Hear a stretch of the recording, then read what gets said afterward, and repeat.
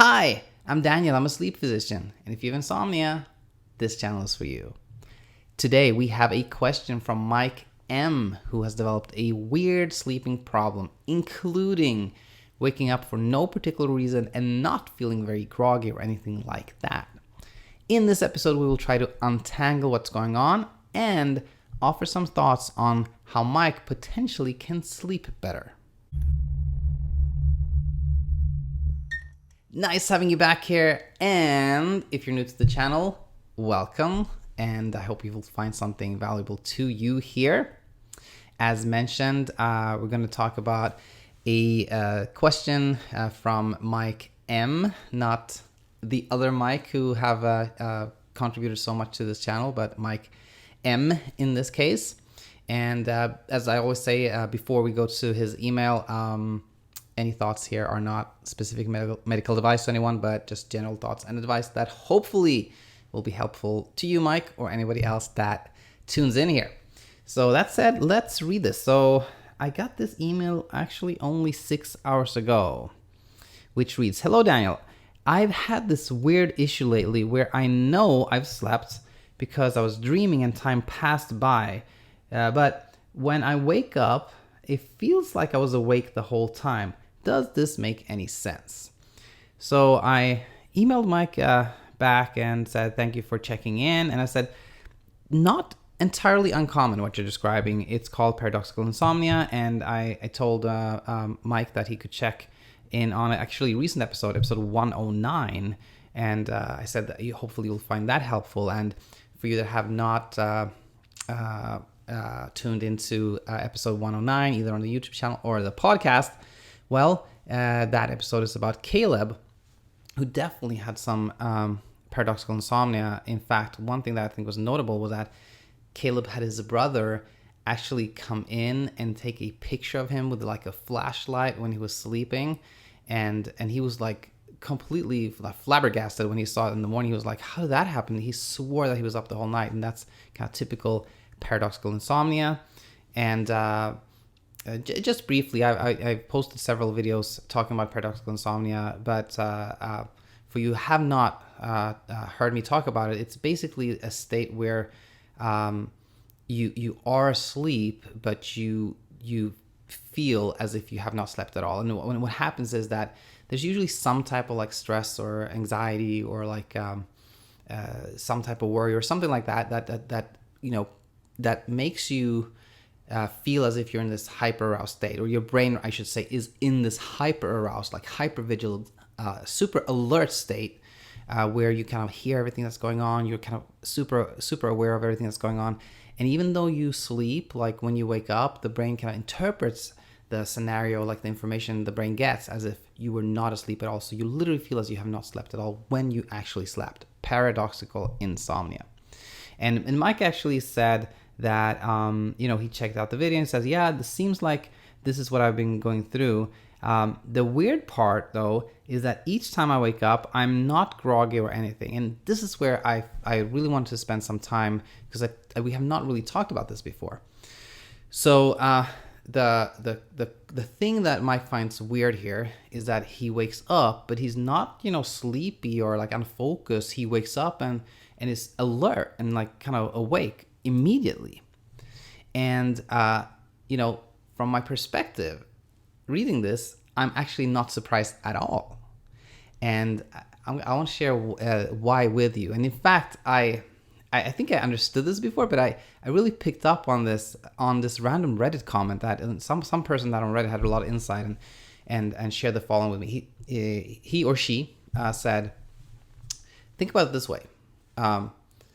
If you are woken up by some external factor, then kind of it's natural that you feel sleepy because you didn't wake up by yourself. But if you wake up by yourself, it's not surprising at all that you don't feel sleepy. And as soon as I heard that, like I read that on Reddit, I was like, yeah, that makes total sense. And now for the deeper insight, like why is that? All right. So I've talked a lot on this channel about sleep drive. And that's kind of our hunger for sleep, our need for sleep, our sleep appetite, let's call it that. And, the longer we're awake, the more sleep drive we get, the sleepier we become. And then as we sleep, of course, that sleep drive dissipates and we don't feel sleepy when we wake up typically, right? Now, that's not the whole story, I typically kind of present it that way because for most people it doesn't make a difference to talk about the circadian process, but in this case it does. So let's talk about that. So imagine for 1 second here that the sleep drive is the only thing that regulates sleepiness. If that was the case, this is how you would feel. You would wake up in the morning feeling great, and then slowly, like hour by hour, you feel more and more and more sleepy. And at 7, 8, 9 p.m., you'd feel like really sleepy. And then at 10 p.m., 11 p.m., you feel like super sleepy, go to bed, and then, feel great in the morning. That's not what it's like for most people. Most people actually feel pretty evenly alert throughout the day. Maybe a little slump after 1, 2 p.m., but then a lot of people feel like they're really productive, really alert at 8 or 9 p.m. How could that be? Well, enter the circadian rhythm. So to kind of counterbalance the sleep drive that develops over the course of the day, the body has like a countermeasure. So this countermeasure involves like alerting hormones, like alerting signals that our body produces to counteract the sleep drive. So in the morning, you have slept. If you don't have any insomnia or any sleep problems, this is kind of normal sleeper, let's call it that. In the morning you've slept and you don't have any sleep debt, and you don't really have a sleep drive because you paid off your sleep debt. And so the body doesn't really need to produce any alerting substances. That's not needed, all right? But then as you go along, you stay awake, the body produces more and more alerting signals. You stay up longer, you actually build up a stronger sleep drive, but you don't feel it because the body produces more and more alerting signals, like alerting hormones. But then at 10:30 p.m. or something, the body normally does this, like shoop, it decreases this alerting signals, like away it goes. Suddenly you feel your sleep drive. And that's why most people kind of suddenly feel sleepy at, let's say, 11 p.m. or something like that. Then you go to bed, you pay off the sleep drive, you don't really need any alerting signals, and then it starts over again in the morning. That's kind of the two-process model for sleep, which we at some point will spend more time on because it really helps to understand that. But for the purposes of this conversation, what happens when you spontaneously wake up, when you wake up for no particular reason? Well, either you don't have a sleep drive, like you're not sleepy, you don't need to sleep, which means that either you took a nap or you went to bed too early and you don't have a sleep drive, or your alert, like the alerting signals that your body produces, are strong enough to wake you up. And sometimes that is because of stress, anxiety, like the normal amount of like alerting signal that you have is heightened, like you have more of that because of worries. So where I'm going with this is to say that if you wake up by yourself for no reason, then it's either, again, your sleep drive is not strong and that's why you don't feel sleepy, or the alerting signals that the body produces are really strong and heightened, and you are alert. That's what wakes you up. So when you wake up by yourself, it is completely expected that you don't feel groggy. In contrast, when you have an alarm going off at 6 a.m. and you only fell asleep at 1 a.m. or something like that, then you're not ready to wake up. And you wake up and you're like, oh my gosh, I want to sleep some more. And also when it's an external factor waking up, it's expected that you will feel sleepy.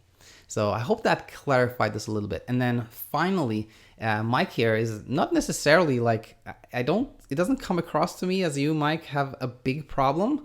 But I still want to kind of offer some thoughts on like, if you do feel it's a problem that, you don't feel like you're sleeping much, which would be expected, I guess.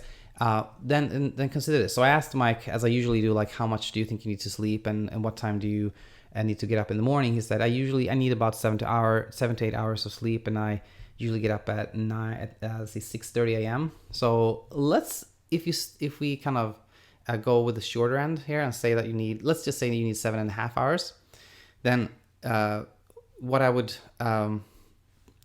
consider a good strategy for someone with your symptoms, Mike, would be to like employ bedtime restriction, which you can check out the Insomnia episode number 1 where I talk more about this. But basically it works as follows. So you would choose 6:30 a.m., which is your wake up time, and be like religious about that. But then you spend like either the exact amount of sleep you need or maybe a little less time in bed. So let's say you need 7.5 hours of sleep. Then I would say for now, maybe just spend 7 hours in bed. So if we back up 7 hours from 6:30, you would land at 11:30. So one strategy would be, don't go to bed before 11:30. Be religious about waking up 6:30. And what we're doing here is, remember that sleep drive we just talked about? Building it up so it's strong and can like sustain you through the night. And if that's helpful and you sleep great, then you can little by little kind of extend timing. But that's how bedtime restriction works. Okay, I hope that was helpful, Mike. And before we wrap up, a few things. Yesterday, I said in that video that I just started a Twitter account. No, I meant I started an Instagram account. And if you want to check that out, I'm at erickson.daniel. And I'm doing like these very short videos, like 1-minute videos with similar content to this, but like very, very compressed. And what was the other thing? Oh, yes. Yesterday, I gave you kind of something to think about, which was like an analogy. You know, you're going to go on vacation. You have a very limited budget. Would you want to stretch it out and do kind of maybe not as quite as a nice vacation, but stretch it out for 2 weeks, or do this like weekend getaway that's like going to be spectacular? And I'm going to leave you with a cliffhanger since I wanted to prioritize this email from Mike. So tomorrow, I promise, tomorrow I will share with you what that analogy is about. But think about it. Think about if you can figure that out. And as always, if you have any questions, leave a comment or email me at daniel@insomniainsight.co. And I hope to have you back here very soon. Until then, bye-bye.